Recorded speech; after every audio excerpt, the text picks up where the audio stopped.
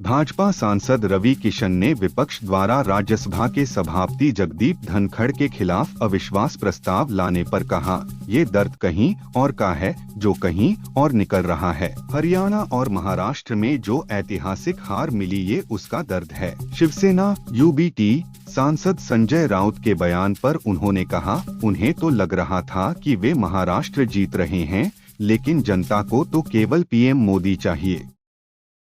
देश में युवाओं की अचानक मौत होने के केस बढ़ रहे हैं। इसके लिए लोग कोरोना वैक्सीन को जिम्मेदार मान रहे हैं। इस पर स्वास्थ्य मंत्री जेपी नड्डा ने कहा, आईसीएमआर की रिपोर्ट के मुताबिक वैक्सीन से जोखिम बढ़ा नहीं बल्कि कम हुआ है। 1 अक्टूबर 2021 से 31 मार्च 2023 के बीच मरने वाले 729 लोगों के सैंपल लिए गए, जिन्हें कोई बीमारी नहीं थी। इनकी मौत की वजह बहुत ज्यादा एक्सरसाइज, नशीली दवाओं का सेवन या अन्य कारण थे। कांग्रेस नेता राहुल गांधी ने यूपी के संभल में बीते दिनों हुई हिंसा में मारे गए युवकों के परिजनों से मुलाकात की। उन्होंने दिल्ली में पीड़ित परिजनों से मुलाकात की। बिलाल, रुमान, अयान व कैफ के परिवार वालों को कांग्रेस नेता रिजवान कुरैशी, सचिन चौधरी और प्रदीप नरवाल संभल से दिल्ली लेकर पहुंचे। बीते दिनों राहुल संभल का दौरा करने जा रहे थे, लेकिन उन्हें गाजीपुर बॉर्डर पर यूपी पुलिस ने रोक दिया था। दिल्ली के पूर्व मुख्यमंत्री अरविंद केजरीवाल ने विधानसभा चुनाव में किसी भी पार्टी से गठबंधन करने से इनकार कर दिया है। उन्होंने एक्स पर लिखा, आम आदमी पार्टी दिल्ली में अपने दम चुनाव लड़ेगी। कांग्रेस के साथ किसी भी तरह के गठबंधन की संभावना नहीं है। कयास लगाए जा रहे थे कि आप और कांग्रेस मिलकर विधानसभा चुनाव लड़ सकती हैं।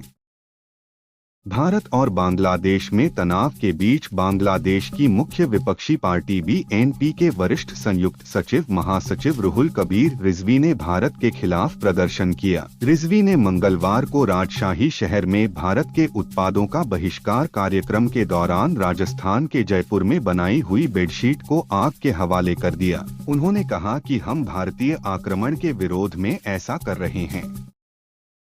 राजस्थान के जयपुर में राइजिंग राजस्थान में गायक सोनू निगम ने परफॉर्म करने के बाद राजनेताओं के व्यवहार पर नाराजगी जताई। सोनू ने इंस्टा पर एक वीडियो शेयर कर कहा, राइजिंग राजस्थान में दुनिया भर से डेलीगेट्स, सीएम साहब और खेल मंत्री आए थे, लेकिन वे शो के बीच में चले गए। आपको उठकर जाना होता है तो आया मत करो या शो शुरू होने से पहले चले जाया करो। सोनू निगम ने इसे सरस्वती का अपमान बताया है।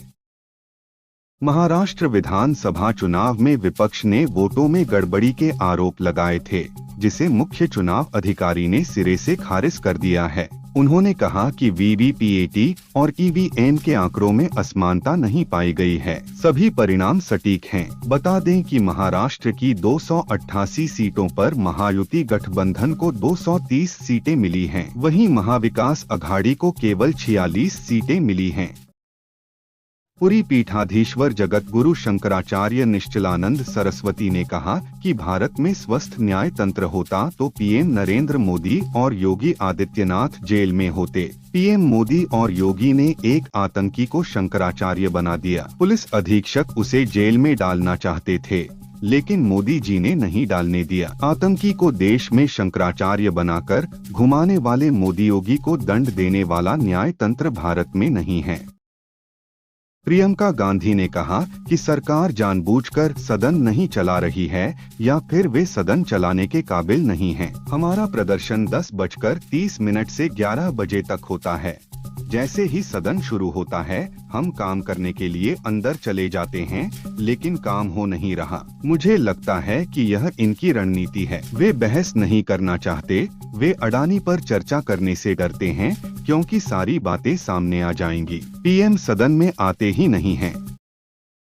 यूपी के फतेहपुर में 180 साल पुरानी नूरी मस्जिद के अवैध हिस्सों को ढहा दिया गया। इस दौरान कई थानों की पुलिस और आरएएफ की टीमें तैनात की गयी। 500 मीटर एरिया को सील कर दिया गया। 25,000 लोगों को हाउस अरेस्ट कर दिया और ड्रोन से निगरानी की गई। दरअसल बांदा बहराइच हाईवे का चौड़ीकरण होना है। मस्जिद हाईवे के रास्ते में आती है। पीडब्ल्यूडी ने अवैध अतिक्रमण को हटाने के लिए नोटिस दिया था, लेकिन अतिक्रमण नहीं हटाया गया।